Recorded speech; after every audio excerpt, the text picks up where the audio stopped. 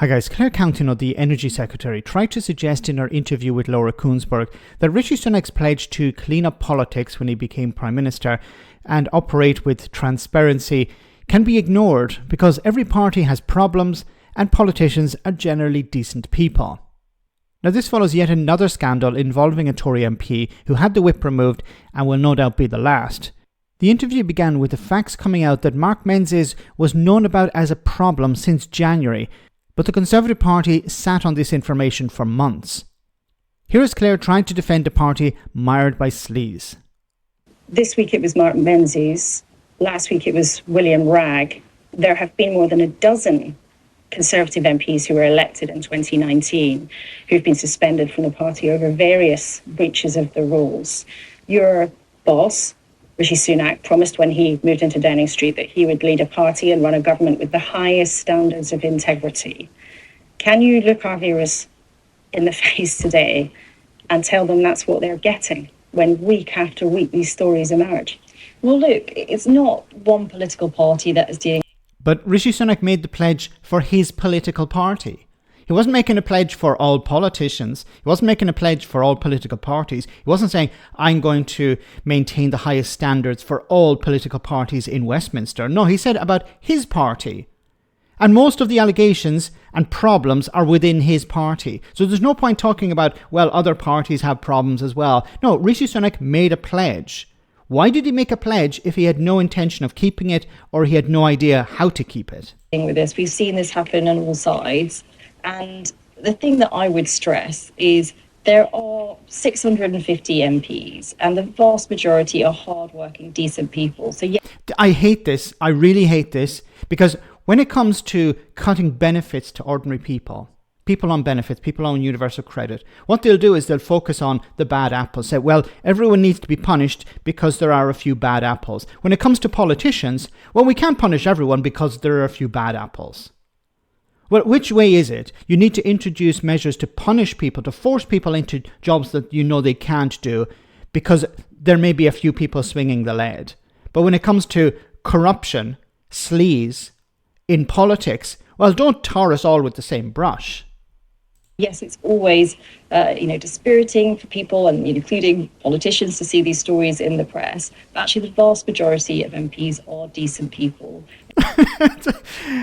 Why was there no vetting process? Or what is the vetting process in the Conservative Party?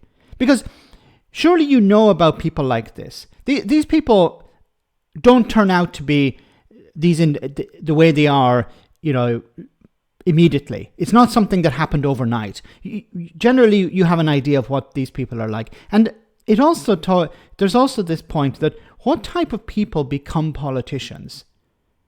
Because it seems to be the case, not all of course, but it seems to be the case, the ones who are the most successful are the worst type of individuals, narcissists, people who only care about themselves, people who are happy to trample upon others in order to arrive at the top.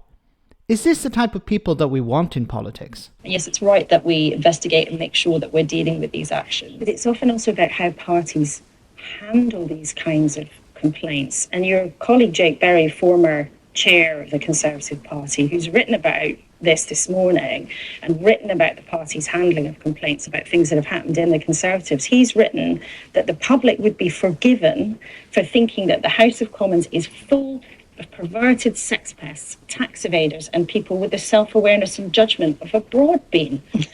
Now, is he wrong? Because our viewers often get in touch with us and say, who are these people? Why do they think it's okay to behave like this? Well, look, the thing that I would say is I can't speak for broad-beans. I think they've been maligned there. But the truth is, this is very serious. Most MPs are very decent people, very hardworking. They care about the country. They care about their constituents. This is a very, very small minority of people. And one of the things that I've done throughout my political career is to try and encourage more people to come into politics. I think it's really important that I stress that.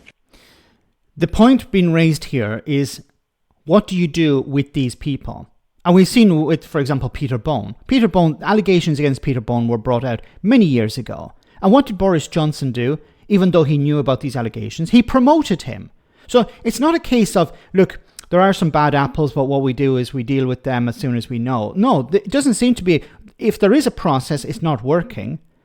And if there is a process, sometimes it's ignored because of, well, protecting certain individuals within the Conservative Party. Peter Bum being probably the worst example. The allegations brought against him years ago and Boris Johnson promoting him. So you can't just say, well, look, ignore these problems because there are bad people in politics, there are a few bad eggs. The process in dealing with them needs to be overhauled. Because how are these people allowed to stay in their position? When it comes to the Conservative Party and the latest scandal, of course, the Tories sat on this problem of Mark Menzies, hoping that it would just go away. It will all blow over and we can move on. That's what they were probably hoping for. But in an internet age, and when you have journalists who are willing to, go through people's bins in a sense, they're going to find this information. So it's better to be proactive. Deal with these problems as soon as they are discovered, not just sit on them and wait for it to all blow over or try and hide it. And worst of all, never promote people to higher positions of power, even though they have allegations around their neck. Let me know in the comment section, guys, what you think. As always, your comments are greatly appreciated. Thanks a lot.